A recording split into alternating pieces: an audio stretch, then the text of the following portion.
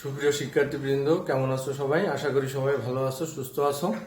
তাহলে আমরা আমাদের পদার্থবিজ্ঞান নবম অধ্যায়ের দ্বিতীয় ক্লাস শুরু করছি। আমরা গত ক্লাসে শিখেছি কোনো বস্তুতে কিভাবে চার্জের সৃষ্টি করতে হয় এবং একটা চার্জিত বস্তুর প্রভাবে অন্য বস্তুকে কিভাবে চার্জিত করা যায়। এই বিষয়গুলো সহ অন্যান্য বিষয়ে আধান সম্পর্কে আমরা শিখেছি। তাহলে এখন কোনো বস্তুতে আধান আছে কিনা বা কোনো বস্তুতে আধান সৃষ্টি করলাম, কিন্তু কি ধরনের আধান সৃষ্টি হলো এটা আমরা কিভাবে বুঝতে পারবো, এটা কিভাবে পরীক্ষা করব, সেটা নিয়ে আজকের ক্লাসে তোমাদের সাথে আলোচনা করছি। এখন লক্ষ্য করো, এখানে বোর্ডে একটি ছবি দেখতে পাচ্ছ। এই যন্ত্রটির নাম তড়িৎ বীক্ষণ যন্ত্র বা ইলেকট্রোস্কোপ, যার সাহায্যে আমরা কোনো বস্তুতে আধান আছে কিনা বা আধান থাকলে সেই আধানের প্রকৃতি কি, অর্থাৎ ধনাত্মক চার্জ কি ঋণাত্মক চার্জ, সেটা নির্ণয় করতে পারি এই যন্ত্রের সাহায্যে। এখন যন্ত্রটি কিভাবে গঠিত? এটা একটি কাঁচের তৈরি যার এই যে দুই পৃষ্ঠে, অর্থাৎ ভিতরের পৃষ্ঠে এখানে টিনের পাত লাগানো আছে। এটা যন্ত্রের সুবিধা বৃদ্ধি করার জন্য। এটা টিনের পাত না দিলেও হবে। আর এখানে একটি দণ্ডের মাথায় দুইটি পাত লাগানো আছে। এটা যে কোনো ধাতুর খুবই হালকা ভরের দুটি পাত এখানে লাগানো আছে, যেন পাত দুইটি নড়াচড়া করতে পারে। অর্থাৎ এটা হালকাভাবে লাগানো, কাছে আসতে পারে বা সরে যেতে পারে, এমন ভাবে পাত দুইটি দণ্ডের মাথায় ঝোলানো আছে। এবং এই দণ্ডটি জারের মুখের সাথে একটি অন্তরক পদার্থের ছিপি দ্বারা আটকানো আছে, যেন আধান প্রবাহিত হতে না পারে। এবং দণ্ডের বাইরের প্রান্তে একটি ধাতব চাকতি লাগানো আছে। এবং এই জারটি বায়ুশূন্য হলে আমাদের পরীক্ষা নিরীক্ষা আরো সুবিধা হবে সেজন্য। তাহলে আমরা যন্ত্রের পরিচয়টা জানলাম। এখন আমরা কিভাবে করতে পারি? ধরে নাও যে আমার হাতে যেটি আছে এটি একটি বস্তু। এখন এটাতে চার্জ আছে কি নেই সেটা আমরা নির্ণয় করব। এখন এই বস্তুটি যদি আমি এই চাকতির নিকট ধরি, তাহলে এই বস্তুতে যদি চার্জ না থাকে, তাহলে এখানে যে পাত দুইটি আছে এই পাত দুইটি এক জায়গায় মিশে থাকবে। অর্থাৎ আমরা এই যে এখানে দেখতে পাচ্ছি যেভাবে, এইভাবে এক জায়গায় মিশে থাকবে। আর যদি এই বস্তুতে চার্জ থাকে, তাহলে এই পাত দুইটি এইভাবে ফাঁকা হয়ে থাকবে। তাহলে আমরা বুঝতে পারবো যে বস্তুতে চার্জ আছে কি নেই। তাহলে আমরা এই দুইটা পাতের দুইটা ধরন দেখে আমরা বুঝতে পারবো যে বস্তুতে চার্জ আছে কি নেই। এখন যদি আমরা এই বস্তুতে চার্জ থাকে, তাহলে কি ধরনের চার্জ আছে সেটা আমরা কিভাবে নির্ণয় করতে পারি সেটা দেখব। এখন তার আগে আরেকটু বিষয় তোমাদের সাথে যোগ করতে চাই, যে কেন এরকম ফাঁকা হয়ে থাকবে বা কেন এরকম থাকবে চার্জ থাকলে বা না থাকলে। চার্জ না থাকলে কেন এক জায়গায় থাকবে, এটা আমরা আবেশ প্রক্রিয়ার বিষয়ে আমরা আগের ক্লাসে জেনেছি। সেই আবেশ প্রক্রিয়ার কারণে এই বস্তুটি চার্জিত হলে এখানে চার্জ আবিষ্ট হবে, ফলে অন্য চার্জ এখানে চলে আসবে, ফলে ফাঁকা হয়ে থাকবে এ কারণে। তাহলে আমরা বুঝতে পারবো যে এটা চার্জ আছে। আর চার্জ না থাকলে এখানে আবিষ্ট হওয়ার কোনো বিষয় নাই, ফলে পাত দুইটি আর ফাঁকা হয়ে থাকবে না, এরকম স্বাভাবিক অবস্থায় থাকবে। ঠিক আছে, তাহলে আমরা ধরে নিই। এবার বস্তুটি আমরা এখানে ধরে দেখলাম যে চার্জ আছে। তাহলে এখানে কি ধরনের চার্জ আছে, ধনাত্মক চার্জ না ঋণাত্মক চার্জ, সেটা আমাদের বের করতে হবে। তাহলে কিভাবে আমরা সেটা বের করব? চার্জিত বস্তুটি আমাদের ধরে নাও এই যে পাত দুইটি এরকম স্বাভাবিক অবস্থায় আছে, যেহেতু এই যন্ত্রে কোনো চার্জ নাই। ঠিক আছে, তাহলে চার্জ নাই। এখন এখানে চার্জের প্রকৃতি নির্ণয় করতে হলে আমাদের এই যন্ত্রটিকে আগে চার্জিত করতে হবে। এখন ধরে নাও যে এই যন্ত্রটিকে ধনাত্মক চার্জে চার্জিত করা হয়েছে। কিভাবে কোনো বস্তুকে চার্জিত করা হয় এটা আমরা আগের ক্লাসে পড়েছি। আবেশ প্রক্রিয়ায় চার্জিত করার প্রক্রিয়াটা আমরা পড়েছি। তাহলে আমরা বুঝতে পারছি যে এটাকে কিভাবে চার্জিত করা যাবে। তো ওই একই পদ্ধতিতে আমরা এটাকে চার্জিত করতে পারি। ধরে নিলাম এই যন্ত্রটিকে ধনাত্মক চার্জে চার্জিত করা হয়েছে, তাহলে কি হবে? এই পাতে ধনাত্মক চার্জ থাকবে এবং একই ধরনের চার্জ যেহেতু পরস্পরকে বিকর্ষণ করে, সেহেতু পাত দুইটি ফাঁকা হয়ে থাকবে। তাহলে এটা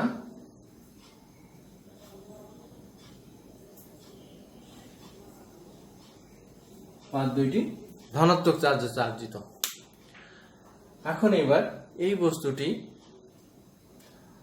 আমি যদি এই চাকতির নিকট ধরি, আমি আগে কি বলেছি যে এটা আগে প্রমাণ পেয়েছি এটা চার্জিত। কারণ কি, চার্জিত বস্তুর কাছে ধরলে এই অচার্জিত যে পাত দুইটি আছে সেটি ফাঁকা হয়ে থাকবে, ফলে এটা বোঝা যাবে যে এটা চার্জিত। ওকে, তাহলে এখন হচ্ছে আমরা এটা বস্তুতে চার্জ আছে এটা জানলাম, এখন চার্জের প্রকৃতি নির্ণয় করব। এজন্য আমরা কি করেছি, এই যন্ত্রটিকে চার্জিত করেছি। কোন চার্জে? ধনাত্মক চার্জে চার্জিত করেছি। এখন এই বস্তুটি এই চাকতির নিকট কাছাকাছি আমরা ধরব। ধরলে কি হবে, এই বস্তুতে যদি এই চার্জের সমধর্মী চার্জ থাকে, অর্থাৎ কি ধনাত্মক চার্জ, এই বস্তুতে ধনাত্মক চার্জ থাকলে কি হবে, এই চাকতিতে ঋণাত্মক চার্জগুলো আবিষ্ট হবে এই বস্তু দ্বারা। এই বস্তু ধনাত্মক চার্জে চার্জিত, অর্থাৎ হচ্ছে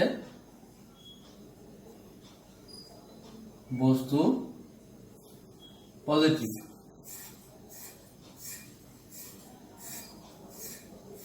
এই যে ধনাত্মক চার্জে চার্জিত ধরে নিলাম বস্তুটি, তাহলে এই ধনাত্মক চার্জ চার্জিত বস্তু এর নিকট যখন আমরা ধরব তখন কি হবে, চাকতিতে ঋণাত্মক চার্জ আবিষ্ট হবে। ঋণাত্মক চার্জ আবিষ্ট হবে এখানে।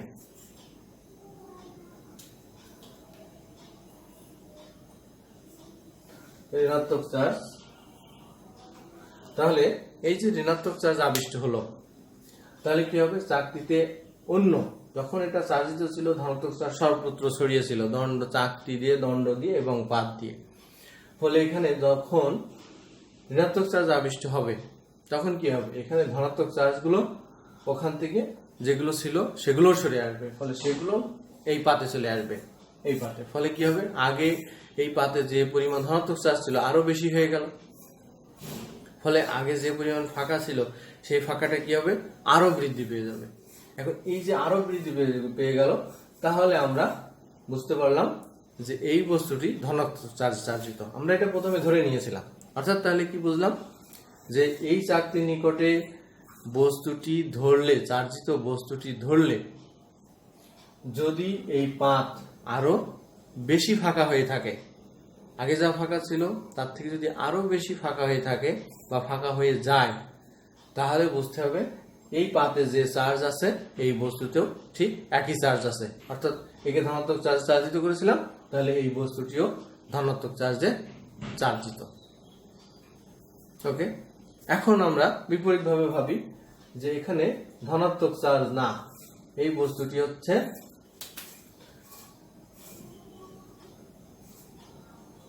ঋণাত্মক চার্জে চার্জিত।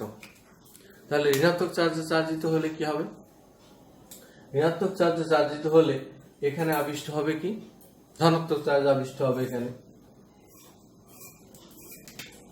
এখানে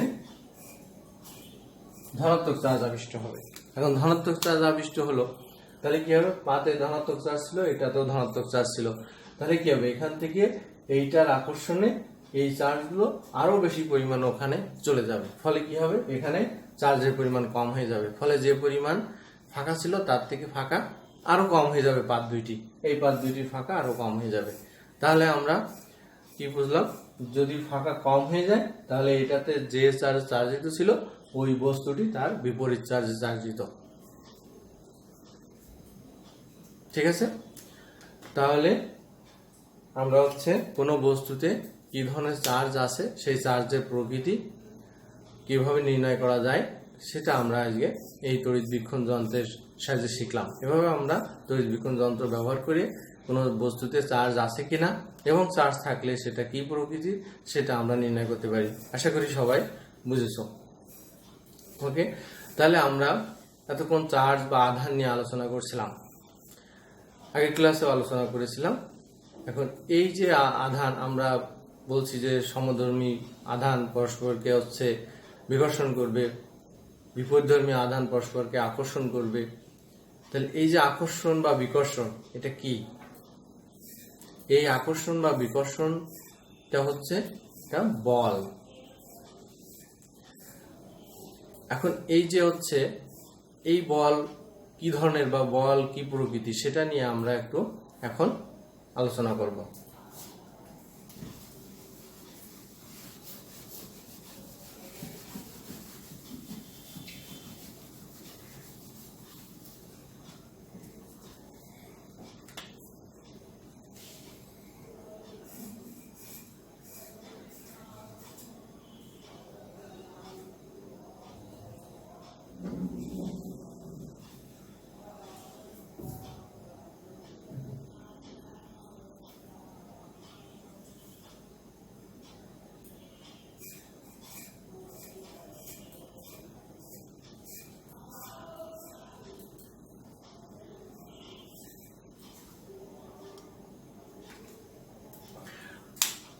এখানে তোমরা খেয়াল করো,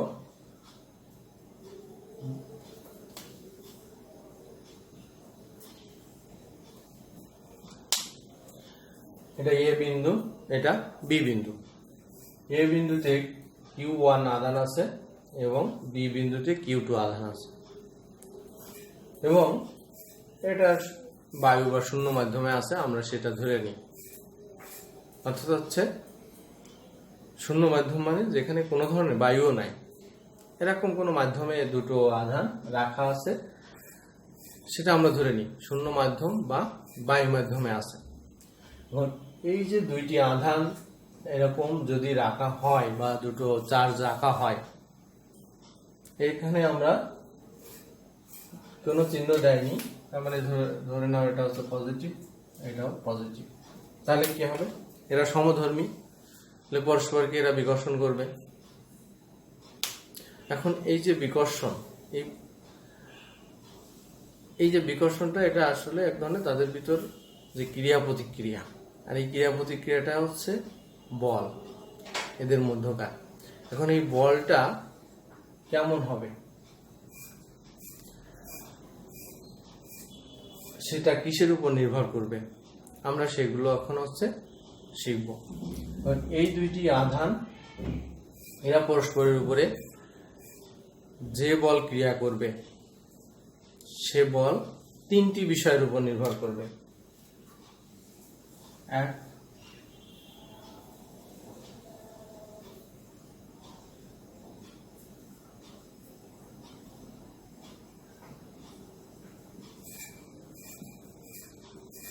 আধান দুইটির পরিমাণ, দুই,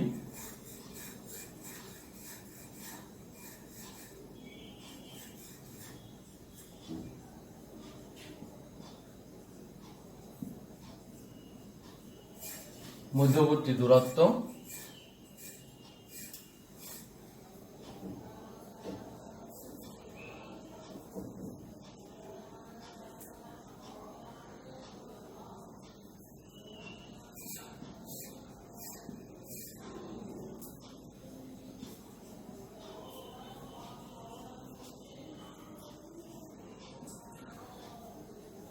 মধ্যবর্তী মাধ্যম।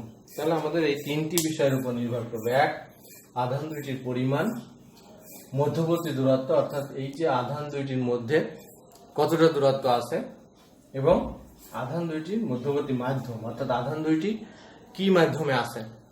এটা বিভিন্ন মাধ্যমে থাকতে পারে, শূন্য মাধ্যমে থাকতে পারে, অর্থাৎ কোনো কিছুই নাই সেখানে, আবার বায়ু থাকতে পারে। তবে বায়ু আর শূন্য এটা মানটা প্রায় কাছাকাছি আসে, এই জন্য দুটোকে আমরা একই ধরনের ধরে নিই। বা অন্য কিছু থাকতে পারে, এই দুইটা আধানের মাঝখানে অন্য কোনো, আমি এই যে কলমটা রেখেছি এটাও একটা মাধ্যম, এটা থাকতে পারে এখানে, এটা কাঠ থাকতে পারে, অন্য লোহা থাকতে পারে, যাক এখানে অন্য কিছু মাঝখানে অন্য মাধ্যম কিছু থাকতে পারে। তবে তোমাদের এই নবম দশম শ্রেণীর বইতে শুধুমাত্র শূন্য মাধ্যম আছে ধরে নিয়ে আলোচনা করা হয়েছে।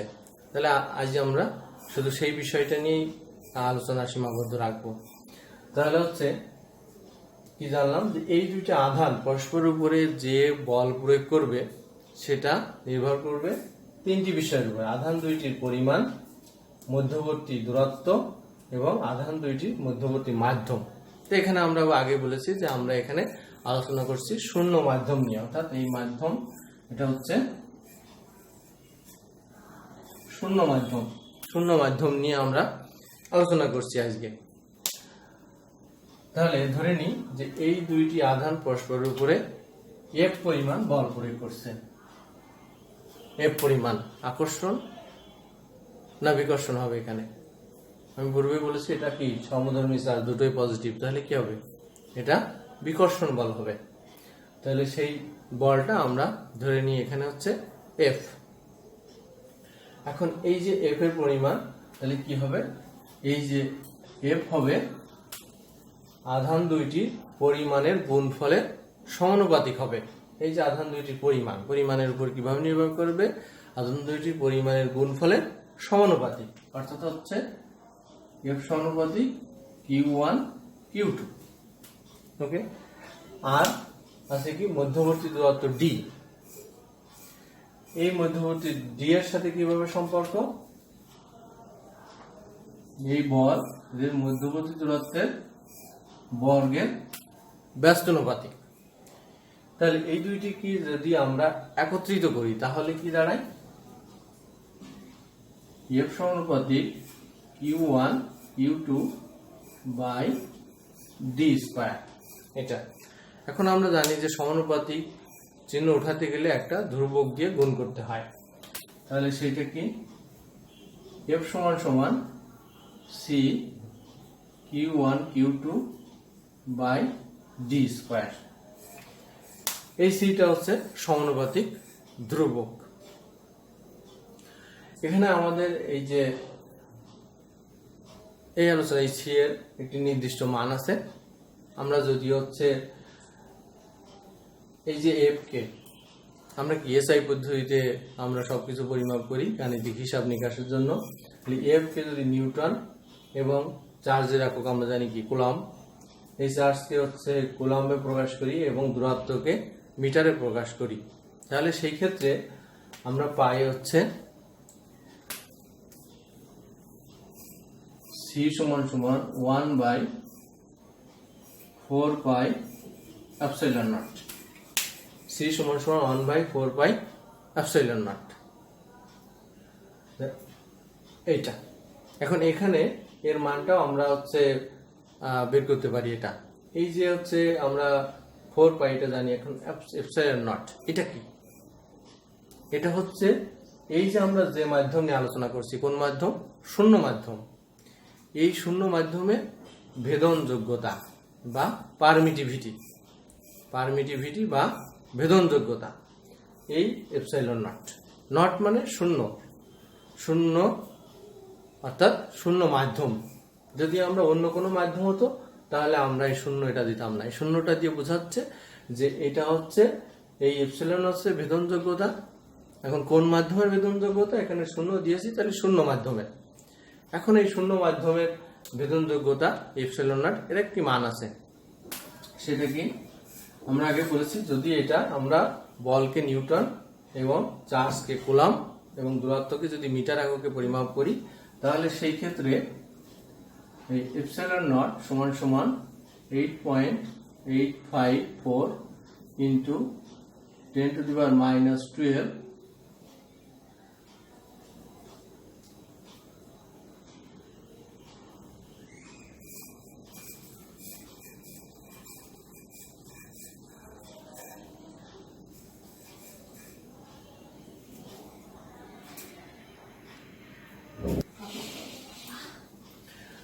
খেয়াল করো, এটা হচ্ছে কি? এটা দেখো হচ্ছে coulomb square per newton per metre square.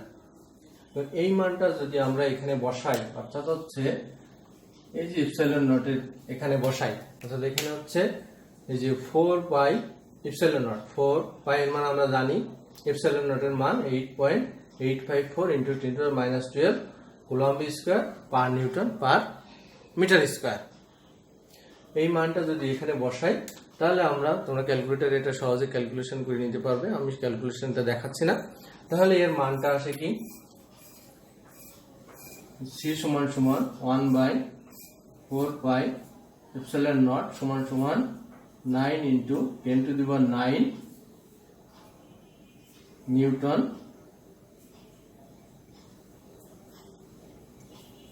Metre square per coulomb square. Newton metre square per coulomb square. C সমান 1/4 এপসাইলন নট। এই এপসাইলন নটের মান আমরা যদি এটা এখানে বসাই ক্যালকুলেশন করি তাহলে আমরা পাবো 9 × 10⁹ newton metre square per coulomb square, অর্থাৎ এই যে সি এর মান। ওকে, তাহলে হচ্ছে আমরা এটার মান পেয়ে গেলাম।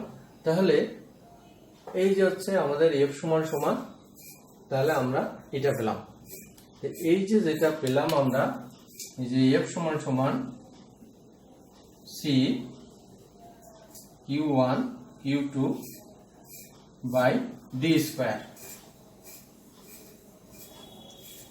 এটাকে বলা হচ্ছে যে স্থির বৈদ্যুতিক বলের সূত্র বা কুলম্বের সূত্র।